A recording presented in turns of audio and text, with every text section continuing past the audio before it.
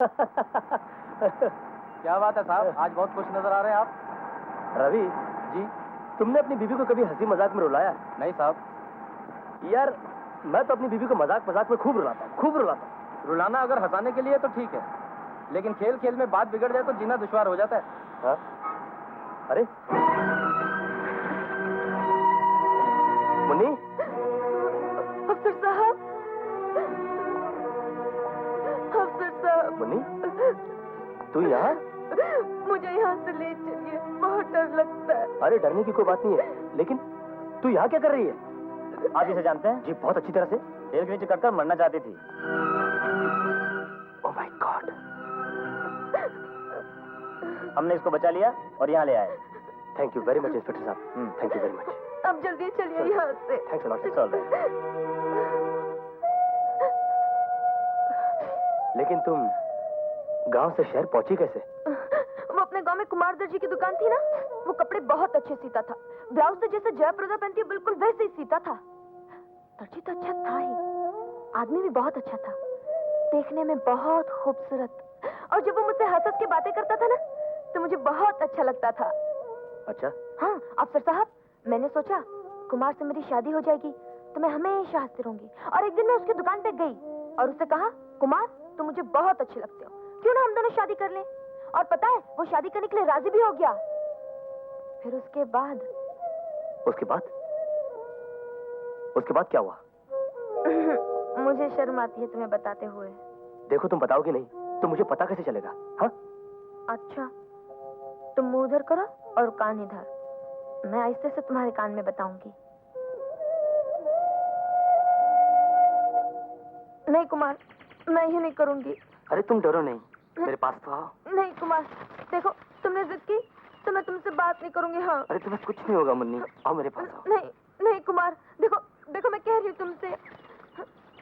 कुमार शादी से पहले पाप है। इसके बाद तो हम शादी करने वाले हैं। नहीं कुमार, कुमार नहीं नहीं कुमार। फिर क्या हुआ? उसके बाद वो बोला जो होना था सो हो गया। और रही शादी की बात, तो तुम्हारे पिताजी हम दोनों की शादी कभी होने नहीं देंगे।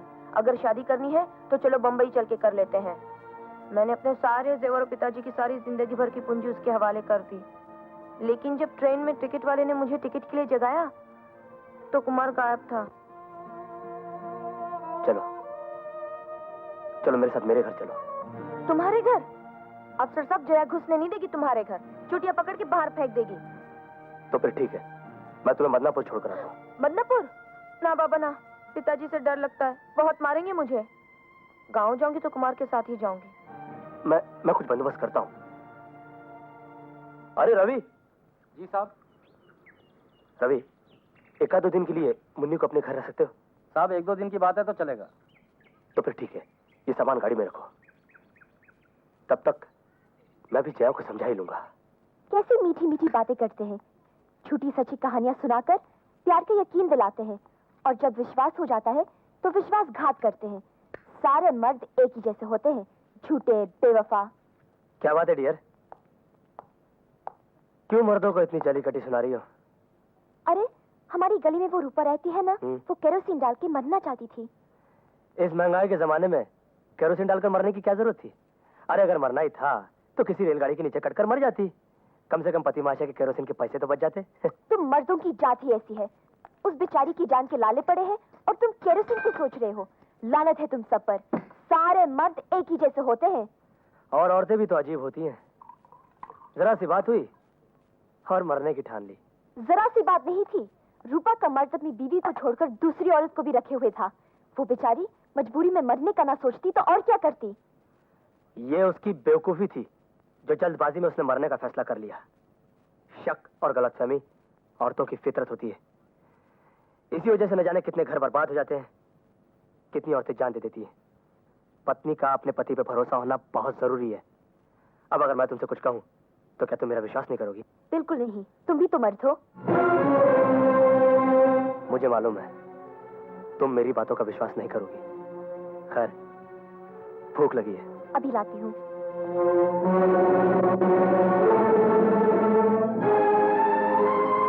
अभी इसे मुन्नी के बारे में बताना ठीक नहीं है। कहाँ तक पढ़ी हो? मैं बीए पास हूँ सर। गुड, टाइपिंग और शॉर्ट हैंड भी जानती हूँ। Very good. सर मेरा परिवार बहुत बड़ा है और बम्बई से दूर भी। इस शहर में मैं अकेली हूँ और परिवार की सारी जिम्मेदारियां मुझ पर है। देखो, अपनी राम कहानी सुनाने से तुम्हें नौकरी नहीं मिलेगी। मैं जो सवाल पूछ रहा हूं उसका ठीक ठीक जवाब दो। ओके?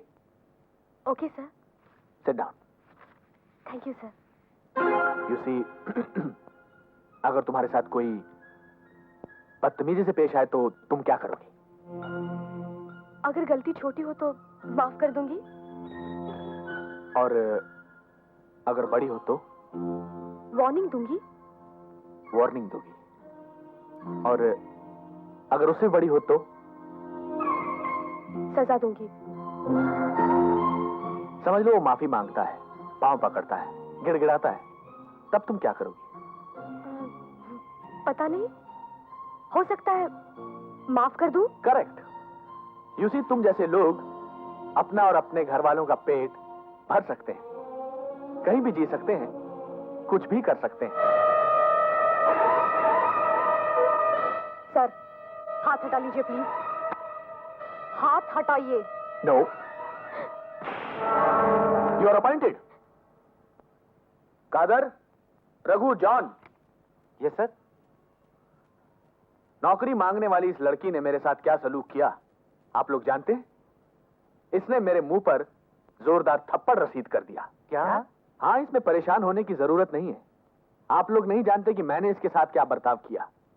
मैंने इसके साथ बदतमीजी की, इसके कंधे पर हाथ रखा तो इसने मुझे थप्पड़ मारा। But she is right, absolutely right. I like her character. लेकिन इस बेचारी को क्या मालूम कि मैं तो एक पत्नीव्रता इंसान हूं। गैर औरत को हाथ लगाना तो क्या, बुरी नजर से देखना भी पाप समझता हूं। इसको नहीं मालूम कि यह ड्रामा इसका एक इम्तिहान था। जो आदमी जानबूझकर गलती करता है वो दुनिया का सबसे जलील इंसान है, लेकिन जिससे अनजाने में गलती हो जाए वो तो बेकसूर है।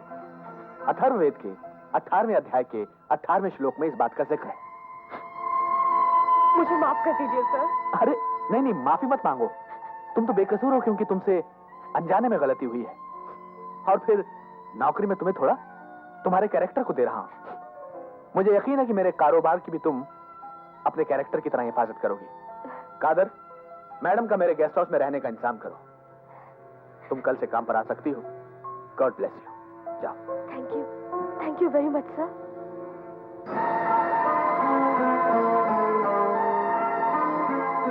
That is Dharmchand.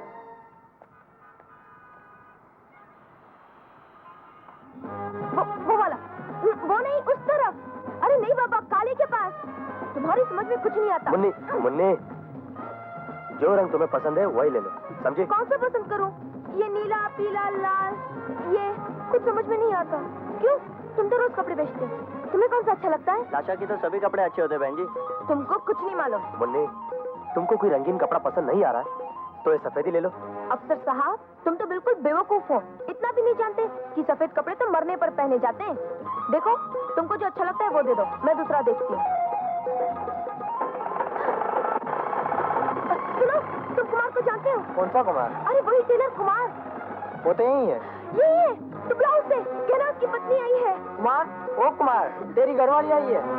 अफसर साहब, ये तो कमाल हो गया, कुमार यही है। अच्छा, कहाँ है?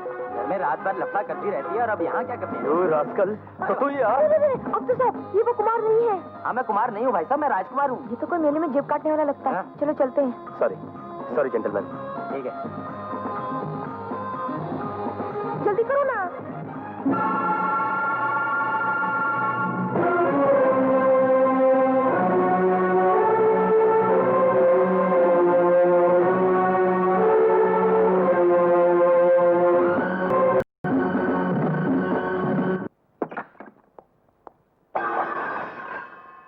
अरे, ये घर है या मैदान जंग? मुन्नी कहाँ है? मुन्नी? कौन मुन्नी? बनो मत, कहाँ है वो और कब आई यहाँ? जया, मैं जो पूछ रही हूँ उसका जवाब दो। 8 दिन हो गए उसे यहाँ आए। आजकल खारदांडा रोड पे रहती है। पहले क्यों नहीं बताया तुमने मुझे? तुम मुझ पर यकीन नहीं करती इसलिए। अगर तुम कसूरवार नहीं हो तो डर क्यों रहे हो? कसूर मेरा नहीं बल्कि तुम्हारा है। जिस दिन वो मुझे मिली थी मैं उसी दिन तुम्हें सब कुछ बता देना चाहता था, लेकिन तुम मेरी कोई बात मानने को तैयार नहीं थी। अरे मैं तो उसे यहाँ ला रहा था, लेकिन वो तुम्हारी आदत अच्छी तरह से जानती है। उसने साफ इनकार कर दिया यहाँ आने से। तुम्हारे गांव का कुमार टेलर उसे बहकाकर घर से भगा लाया और उसका रुपया और जेवर लेकर भाग गया। बेचारी मुसीबत में थी, मैंने उसकी मदद कर दी, और कोई मेरा मतलब नहीं उससे।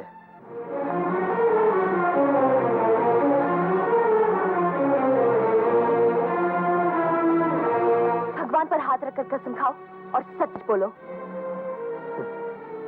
जया, अगर तुम ये समझ रही हो कि मैं तुम्हें धोखा दे रहा हूं, फिर तो मैं भगवान को भी धोखा दे सकता हूं। कुछ भी हो, मैं भगवान पर विश्वास रखती हूँ और तुम भगवान की कसम खाकर सच बताओ। जया, मुझे तुमसे ज्यादा किसी पर विश्वास नहीं, और ना ही तुमसे ज्यादा किसी से प्यार है मुझे। मैं तुम्हारे सर पर हाथ रख के कहता हूँ, मैंने जो कहा है सच कहा है, मेरा विश्वास करो। हाँ अमर, मैं सीधी सादी हूँ ना, इसलिए पहले तुमसे असलियत जाननी चाहिए। कोई दूसरी औरत होती तो अब तक फांसी लगा चुकी होती। पगली, लेकिन अब तुम उन्हीं के चक्कर में मत पड़ो, उसे फौरन गाँव भिजवा दो। जया, तुम जैसा कहोगी वैसा ही होगा। मैं कल उसे गांव भेज दूंगा। खाओ मेरी कसम। अरे भाई, तुम्हारी कसम, कसम बनाने वाले की कसम। बहुत भूख लगी, चलिए से खाना बनाता हूँ। आओ। जाते वक्त रुपए कैश बॉक्स में रखे थे और बाहर से ताला लगा कर गई थी। अच्छी तरह से याद करो कि रुपए कैश बॉक्स में रखे थे या कहीं और। जी नहीं सर, कैश बॉक्स में ही रखे थे, और देखिए चाबियां भी मेरे पास है। रुपया कैश बॉक्स में रखा था, चाबियां तुम्हारे पास थी, लेकिन फिर भी रुपया गायब है।